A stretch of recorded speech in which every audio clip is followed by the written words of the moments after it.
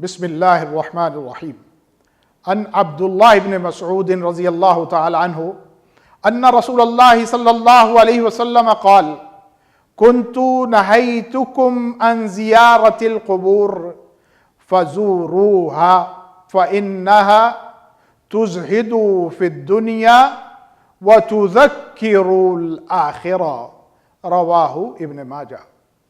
ابن مسعود روایت کرتے ہیں رسول کریم صلی اللہ علیہ وسلم نے فرمایا، میں نے تمہیں قبروں پر جانے سے منع کیا تھا، تو اب میں تمہیں اجازت دیتا ہوں کہ تم قبرستان میں جا کے مقبرے میں قبروں کو زیارت ان کی کیا کرو، کیونکہ زیارت قبور سے، قبروں کا مشاہدہ کرنے سے دنیا سے بے رغبتی پیدا ہوتی ہے اور آخرت کی یہ یاد کو تازہ کرنے کا ذریعہ ہوتی ہے۔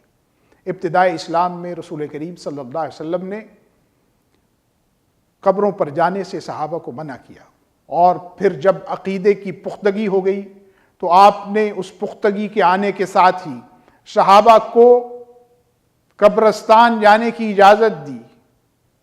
وہ قبریں جو کہ سادہ مٹی سے بنی ہوتی ہیں، اور وہ قبریں کہ جس کے اندر بڑے بڑے عظیم لوگ، بڑے علماء اور بڑے ہی شاہسوار جو ہے وہ مدفون ہوتے ہیں، آپ نے فرمایا کہ میں تمہیں اس کی اب اجازت دیتا ہوں۔ اس اجازت کو دینے کا سبب بھی بیان فرمایا، اور وہ یہ تھا کہ اس طرح کرنے سے تمہارے دل میں دنیا سے بے رغبتی پیدا ہوتی ہے اور آخرت کی یاد تازہ ہوتی ہے۔ یہ دو اصول ہیں جن اصولوں پر رہتے ہوئے ہم قبروں پر جا سکتے ہیں۔ ایک یہ کہ دنیا سے بے رغبتی پیدا ہو جائے، اور دوسرا یہ کہ آخرت کی یاد تازہ ہو جائے۔ اگر اس طرح سے لوگ جو ہے وہ قبرستان میں جاتے ہیں تو ان کی دنیا بھی بنتی ہے، ان کی آخرت بھی بنتی ہے، اور جو وہاں پہ مدفون ہیں ان کے لیے دعا اور رحمت کا ذریعہ بھی ہوتے ہیں۔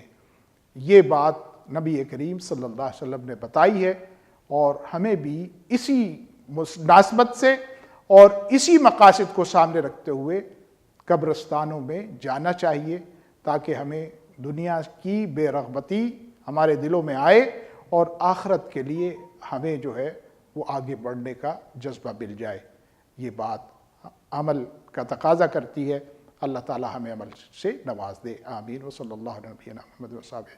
اللہم صلی علی سیدنا محمد وعلی آلہ وصحبہ وسلم۔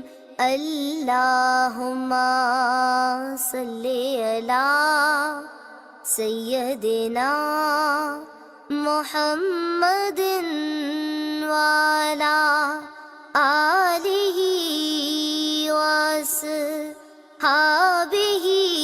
وسلم۔